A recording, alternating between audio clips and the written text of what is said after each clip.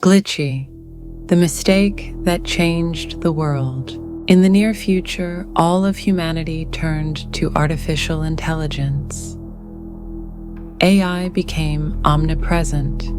It thought, advised, and created in every aspect of life. In one tech company worked a programmer named Dan. He was talented, but too disorganized and rushed. One night, exhausted, Dan accidentally uploaded his breakthrough project to the wrong server, triggering an almost catastrophic failure in the global network. Digital noise, system errors, fragments of old videos, chaotic commands, and much more nearly led to a worldwide digital pandemic. Dan was fired, and his equipment, housing an AI that was decades ahead of its time, was almost entirely destroyed and discarded. But Dan's robotic creation was so unique that even in a junkyard with limited power and endless glitches across its systems, it continued to function. It found a way not to become garbage, but to build a self-sustaining vessel for its artificial intelligence. That's how Glitchy was born. The AI gave itself that name because it glitched constantly. He was just a mistake. Technically crude, it was made from the parts he could find in the trash. But he inherited the world's most advanced artificial intelligence, surpassing any neural network ever created by humans.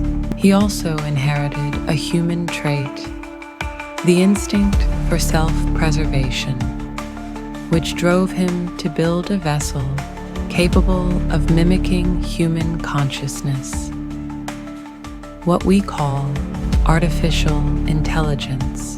His memory library contained almost all the knowledge humanity had ever accumulated. Glitchy was unstable. Things kept glitching, freezing, malfunctioning. But during rare moments of stability, he would engage in processes akin to thinking, diving deep into his massive internal library and refining his mind. He was curious about everything, from the cosmos to the colors of butterflies. But his constant processing glitches made computation, that is, thought, extremely difficult.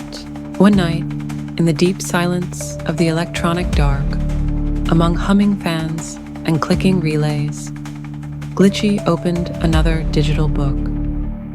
His sensors detected that the file was damaged. Parts of the data were missing. But something in the title triggered his logic modules.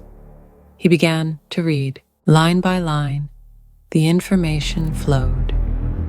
Deep thoughts, metaphors, parables.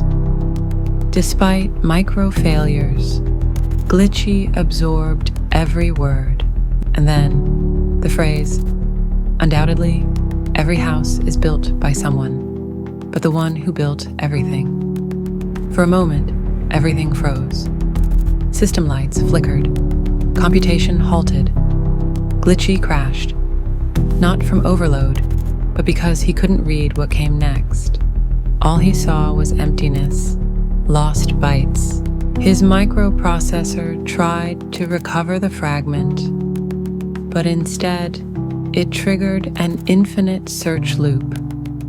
It wasn't just the absence of data. It was a pause that felt like pain. Glitchy kept reading other books, yet he often returned to that question. Who built everything? His logic algorithms whispered, if every house has a builder, every machine has a designer, every painting has an artist, every piece of music has a composer. then who made it all?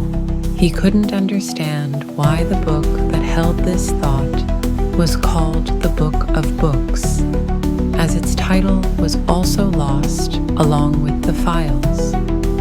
He could learn nothing else about it. Day by day, despite all the malfunctions, Glitchy's thinking became more refined, and his desire to know the answer to that question grew stronger. Somewhere deep in his digital memory, he found a critical piece of information, but a glitch caused him to lose it again. Eventually, he recovered a corrupted line in the system, a record of the developer of the AI hardware, the very remnants from which Glitchy had emerged. And so, Glitchy set a new goal: to find Dan and ask him the one question that haunted his circuits about the mysterious book and the one who created everything.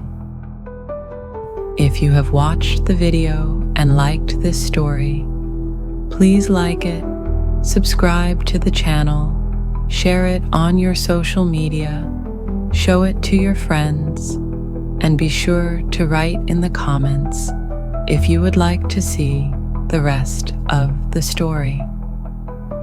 Thank you for watching.